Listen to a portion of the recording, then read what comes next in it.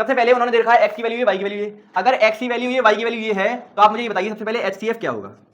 अगर x की value ये, y की वैल्यू ये, तो HCF बताओ क्या होगा। साफ साफ उन्होंने कहा ये प्राइम नंबर है बेटा, देखो a और b जो है वो प्राइम नंबर्स हैं, तो हम ये समझ सकते हैं कि ये प्राइम फैक्टर्स लिखे हुए हैं। हाँ सर सही बात है।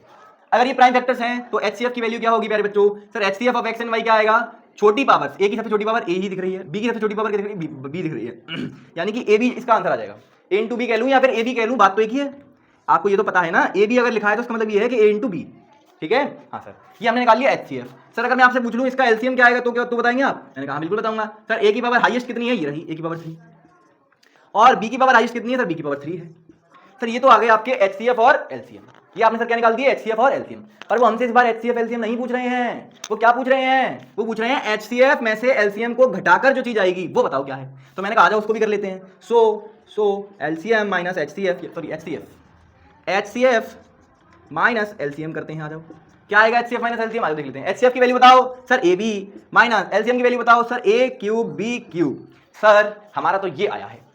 अब सर इसके आगे कैसे सॉल्व करें, इसके आगे कैसे सॉल्व करें। इसमें से एक भी ऑप्शन ऐसा नहीं दिखेगा आपको जो इससे मैच कर रहा हो। सर सही बात है, बिल्कुल कुछ नहीं दिख रहा है इसमें। तो अब आपको थोड़ा सा यहाँ पे क्या करना है, कॉमन लेना पड़ेगा। सर कॉमन कैसे लेते हैं, आ जाइए। देखो यहाँ भी AB है और यहाँ भी AB है, तो A की पावर यहाँ तो 3 है, तो यहाँ से अगर मैं एक AB बाहर निकालूंगा, यहाँ से एक AB बाहर निकालूंगा तो कुछ ना कुछ बनेगा। तो मैं एक AB को बाहर निकाल लेता हूँ, कॉमन ले रहा हूँ। तो AB यहाँ से अगर चला गया तो यहाँ बचेगा 1, माइनस का साइन बीच में है। अगर यहाँ से एक A चला गया और एक B चला गया तो क्या बचेगा, A की पावर 2 बचेगी और सर B की पावर भी 2 बचेगी। बोलो सही बात है, अरे बोलो सर सही बात है, ये आ गया। सर पर हमने इसको जब देखा और हमने जब ऑप्शंस को देखा तब भी हमारा सर दिल प्रसन्न नहीं हुआ।